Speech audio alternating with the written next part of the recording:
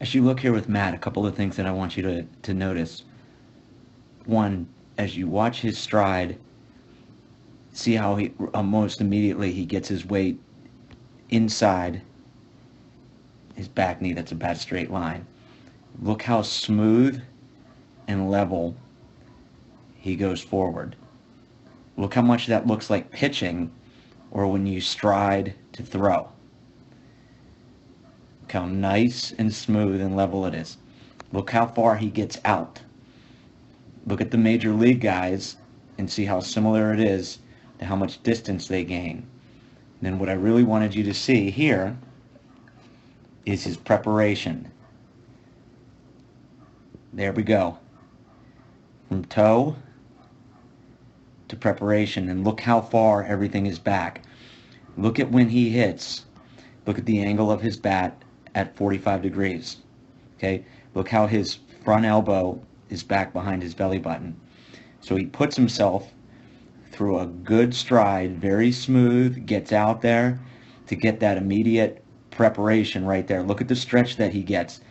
Look at how it's not just empty movement with his back knee, but how his lower half is turning.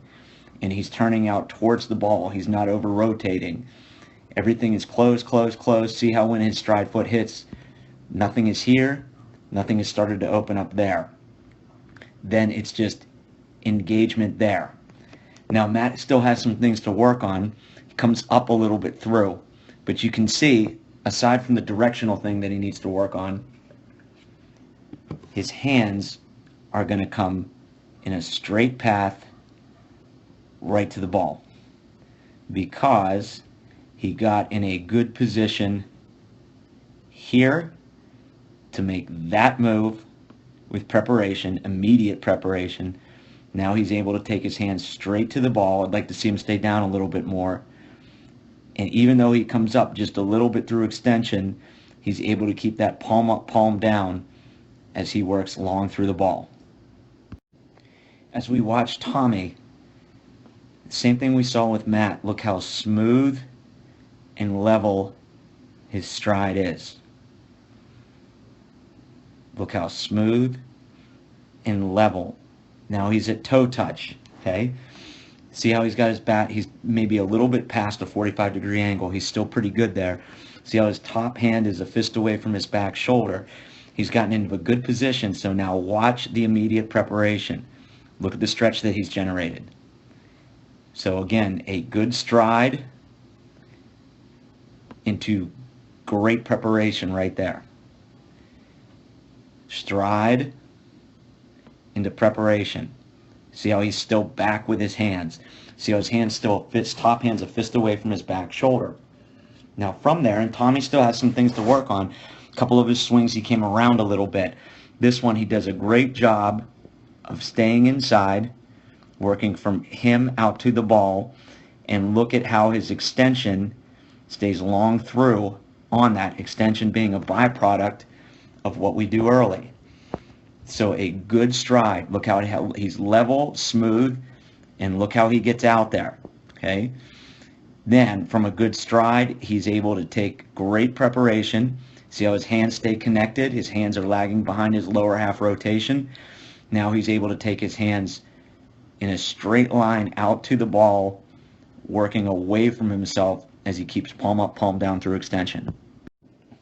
Paul's really made some wholesale changes and has took a couple of really good swings here. He still has some things to work on. You know, on some of his other swings, his weight leaked forward a little bit. But on this one, I wanted to show you guys something. Look how smooth and long his stride is. Look at how smooth and long his stride is. Okay? No weight has transferred there. His bat's on about a 45-degree angle. Could be a little bit closer to his back shoulder, but that will definitely work. And look, he's getting his elbow back behind his belly button. Now here's where Paul on this swing really showed how he's been working on getting that stretch. Stride into preparation. See how he's creating separation between his upper half and lower half before he really starts to come forward. Now you can see how right there he's really created a stretch right? Way more than I've ever seen before. And that allows him to do a pretty nice job of going straight to the ball and a pretty nice job of working through to extension. So even though Paul's a smaller guy, good negative movement, and then look how he gets out, and now that allows him to immediately engage. And hats off to you, Paul, for making that switch. That's a really good example of how you can develop a stretch in your swing. Okay, with Dante has a style a lot like Jose Altuve in the way that he comes forward just a little bit as his stride foot comes down, and he's still working on this, but there's an aspect of his swing that's really, really good. So if we look, yeah, he comes forward a little bit on his stride. I'd like to see him keep his weight back a little bit better, but I wanted you to see a couple of things about Dante.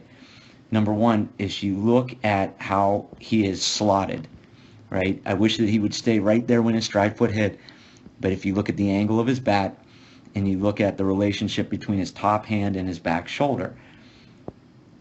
So here he is at foot strike. Now, even though he came forward a little bit, watch Dante stay connected as he starts to rotate.